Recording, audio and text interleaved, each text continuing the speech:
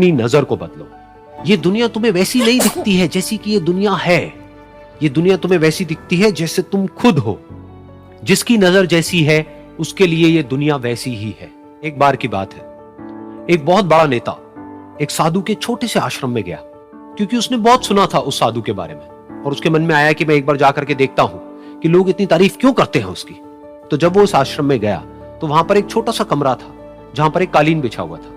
वहां पर कुछ लोग बैठे हुए थे नीचे और साधु जी सामने बैठे हुए थे। कुछ सवाल जवाब चल रहा था। तो जैसे ही वो अंदर गया, वो अकेला नहीं था, उसके साथ में 4 बॉडीगार्ड्स भी थे, और उसको ये आदत थी कि जहां पर भी वो जाता था लोग अपनी जगह से खड़े हो जाते थे, उसकी तरफ देखते थे, हाथ जोड़ते थे, अपना सर झुकाते थे। लेकिन यहां पर ऐसा कुछ भी नहीं हुआ। साधु ने उसकी तरफ देखा तक नहीं, क्योंकि वो साधु किसी के सवाल का जवाब दे रहे थे। लेकिन नेता को इस बात पे गुस्सा आ गया। नेता को लगा कि ये मेरी बेइज्जती है। तो उस नेता ने साधु की बात को बीच में ही काटते हुए थोड़ा गुस्से से कहा, मैं आपसे कुछ कहना चाहता हूं। साधु ने उसकी तरफ देखा और बोले, आप थोड़ी देर रुकिए, पहले मैं इनके सवाल का जवाब दे लूं, उसके बाद में मैं आपसे बात करूंगा। तब तक अगर आप चाहें तो आप बैठ सकते हैं। बस साधु का इतना कहने की देर थी। नेता का चेहरा गुस्से से लाल हो गया और फिर उसने अपना सारा गुस्सा उस साधु के ऊपर निकाल दिया। अभी तक वो नेता बहुत ही तमीज से बात कर रहा था, यानी कि आप कह करके बात कर रहा था। अब वो तू तड़ाक पे उतर आया। नेता ने उस साधु को कहा, तुझे पता भी है मैं कौन हूं और तू किससे बात कर रहा है? साधु ने उसकी तरफ देखा और कहा, मुझे इससे कोई फर्क नहीं पड़ता कि आप कौन हैं, लेकिन आप जो कोई भी हैं, अगर आप चाहते हैं कि मैं आपके सवाल का जवाब दूं या आपसे बात करूं तो आपको कुछ देर रुकना होगा। और साधु के ये कहते ही नेता गुस्से से पागल हो गया और वहीं सबके सामने चीखने चिल्लाने लग गया, अब मैं तुझे तेरी असली औकात दिखाऊंगा। तूने मुझसे पंगा लेकर के ठीक नहीं किया है। तुझे पता भी है मैं तेरे बारे में क्या सोचता हूं। साधु ने फिर से उसकी तरफ देखा और बड़े ही प्रेम से कहा कि मुझे इससे कोई फर्क नहीं पड़ता है कि आप मेरे बारे में क्या सोचते हैं। आप जो चाहे वो मेरे बारे में सोच सकते हैं। फिर उस नेता ने बोला कि तू चाहे सुनना चाहता है या नहीं, लेकिन मैं तुझे बताऊंगा यही सबके सामने कि मैं तेरे बारे में क्या सोचता हूं। तू एक बहुत ही घटिया इंसान है। तू कोई साधु नहीं है, तू एक ढोंगी है, पाखंडी है, और यहां पर जितने भी लोग बैठे हैं उन सबको बेवकूफ बना रहा है। तेरा बस एक ही मकसद है कि इन लोगों की जेब में जितना भी पैसा है वो सब तेरे पास में आ जाए। तू अपने फायदे के लिए इन लोगों का इस्तेमाल कर रहा है, और अब मैं तुझे नहीं छोड़ने वाला। तेरा पर्दाफाश करके रहूंगा पूरी दुनिया के सामने। लेकिन उसके इतना बोलने के बाद भी उस साधु के चेहरे पर हल्की सी मुस्कान बनी ही रही। ये देखकर वो और तिल मिला गया और उसने कहा, अब बहुत हुआ, अब मैं यहां 1 मिनट भी नहीं रुकने वाला। लेकिन अभी भी तेरे पास में मौका है। अगर मुझसे माफी मांगनी है या मुझसे कुछ कहना है तो कह सकता है। इतना सब होने के बाद भी साधु बिल्कुल शांत था और उनके चेहरे पर एक मुस्कान थी। उन्होंने अपनी आंखें बंद कर ली। फिर साधु ने अपनी आंखें खोली, हाथ जोड़े और कहा कि मुझे आपसे कोई गिला शिकवा नहीं है। मेरे मन में आपके लिए कोई भी गलत ख्याल नहीं है। जो भी आपने मेरे बारे में कहा वो आपकी अपनी सोच थी। तो मुझे आप में कोई भी बुराई नजर नहीं आती है।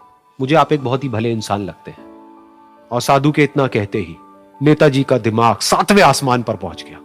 उनके चेहरे पर एक अजीब सी खुशी थी, क्योंकि उस साधु ने वो ही कहा जो बाकी सब लोग उस नेता को कहते हैं। और वो खुशी खुशी उस आश्रम से अपने घर की तरफ चला गया और जा करके अपने पिताजी के साथ में बैठ गया। उसके पिताजी की आंखें बंद थी और वो ध्यान में थे। पूरी जिंदगी उन्होंने सिर्फ लोगों की सेवा करी और बदले में कुछ भी एक्सपेक्ट नहीं किया। तो थोड़ी देर बाद जब उन्होंने अपनी आंखें खोली और देखा अपने बेटे को अपने साथ बैठे हुए, तो उनके बेटे के चेहरे पर आज एक अजीब सी खुशी थी जो आज से पहले उन्होंने कभी नहीं देखी थी।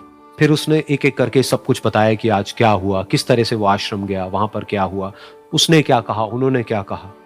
तो जब इसके पिताजी ने पूरी बात सुनी तो थोड़ा सा मुस्कुराए और अपने बेटे को देख करके बोले कि उन्होंने तुम्हारी तारीफ नहीं करी है, क्योंकि उन्होंने वो नहीं कहा कि जो तुम हो, उन्होंने वो कहा कि जो वो खुद है। और तुमने जो भी कुछ उनको कहा वो नहीं कहा कि जो वो है, बल्कि तुमने वो कहा जो तुम खुद हो। यही बात वेदों में भी कही गई है, यथा दृष्टि तथा सृष्टि। ये दुनिया तुम्हें वैसी नहीं दिखती है जैसी कि ये दुनिया है।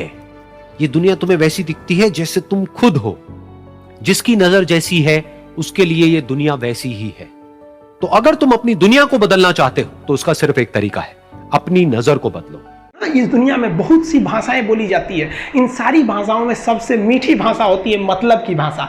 अगर आपसे कोई बहुत मीठा बोलने लगा ना, समझ जाइए कि कहीं ना कहीं मतलब छुपा है। मतलब की भाषा बहुत होगी यहाँ पे। लेकिन ये जुबान जो है ना आजकल बहुत खतरनाक हो गया।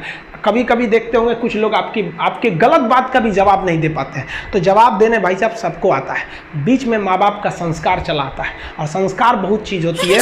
संस्कार यदि आपके अंदर है तो सब कुछ हारने के बाद भी आप जीत सकते हैं, और अगर संस्कार की जगह अहंकार आ गया ना तो जीता हुआ भी चीज़ों को हार सकते हैं। कमज़ोर व्यक्ति ही दूसरे काम का बदला लेता है, लेकिन जो ताकतवर होता है वो माफ़ कर देता है। लेकिन जो बुद्धिमान व्यक्ति होता है वो इग्नोर कर देता है, नज़रअंदाज कर देता है और बच के निकल जाता है। क्योंकि अगर कोई व्यक्ति आपको पहली बार धोखा दिया तो इसमें उस व्यक्ति का गलती है, लेकिन वही व्यक्ति अगर दोबारा धोखा दिया तो इसमें आपकी गलती है। सबसे समझदार होके चलिए, और मिजाज में कुछ सख्ती भी रखिए। लोग पी जाते अगर समंदर खारा नहीं होता तो थोड़ा सा सख्ती भी बना के रखना चाहिए। इस दुनिया के कुछ दस्तूर हैं, आप किसी के लिए कितनी भी भलाई कर दे वो याद नहीं रखेगा, ये दुनिया का दस्तूर है। और आपकी गलती को कोई भूलेगा भी नहीं, इसे आप बुरा नहीं मानिए, ये दुनिया का दस्तूर है, इसे आप चेंज नहीं कर सकते। जैसे सूरज पूरब से निकलता है वैसे ही ये चीज़ें होंगी।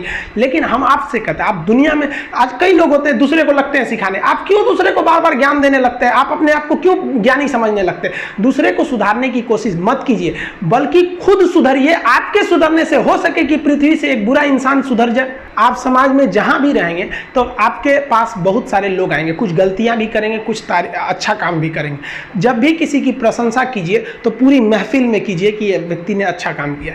लेकिन अगर किसी की शिकायत या उसकी आलोचना करना है, उसे डांटना है, तो उसे अकेले में समझाइए, और डांटने के बाद उसमें इस तरह से कर दीजिए, उसमें प्रशंसा मिला दीजिए। कोई गलती कर दिया, मान लीजिए आपका छोटा भाई नहीं पढ़ाई किया, गलत कम नंबर लाया, तो उसे डांटिए कि, लेकिन अकेले में डांटिए कि इतना कम नंबर क्यों लाया। फिर उसे उसी में एक पॉजिटिवनेस जोड़ दीजिए, तुम्हारे में इतना मेहनत, हम इसलिए डांट रहे हैं कि तुम कर सकते थे लेकिन क्यों नहीं किए। मतलब आप केवल इसे निगेटिव मत बोलते रहिए। और किसी भी रिश्ते को अगर बिगाड़ना है ना, चाहे कितना भी गहरा रिश्ता क्यों ना हो, उसकी कमियों को डेली कोंचते रहिए। तुम ये किया, तुम ये किया, तुम ये किया। यार दुनिया का कोई रिश्ता चौपट हो जाएगा, गलतियां सबसे हो जाती हैं, लेकिन दोबारा गलती नहीं होना चाहिए। जब भी किसी की आलोचना करिए तो उसमें एक छोटी सी प्रशंसा जोड़कर ही उस आलोचना को खत्म कीजिए, कि शुरुआत तो डांटने से किए थे, बाद में उसका हौसला बढ़ा के हंसी मजाक में उसे निकाल दीजिए, बीच बीच में उसे फिर एहसास दिलाइए, लेकिन बार बार कमियों को नहीं गिनाना।